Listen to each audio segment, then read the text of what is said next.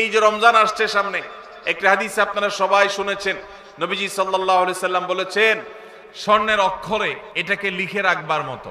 তিনি বলেছেন, আলা উখবিরুকুম বিআহলিল জান্নাহ,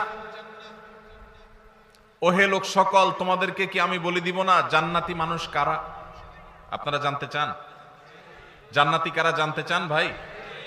আল্লাহু আকবার। আল্লাহ আমাদের সবাইকে জান্নাতি হওয়ার তৌফিক দান করুন। নবীজি বলেছেন, আলা উখবিরুকুম বিআহলিল জান্নাহ, তোমাদেরকে কি আমি জান্নাতি মানুষদের কথা বলে দিব না কারা জান্নাতি হবেন, তাদের মার্কা কি হবে, আলামত কি হবে? ভাইরা আমার, নবীজি সাল্লাল্লাহু আলাইহি সাল্লাম বলেছেন, দেখুন জান্নাতি মানুষের মার্কা কি, আলামত কি।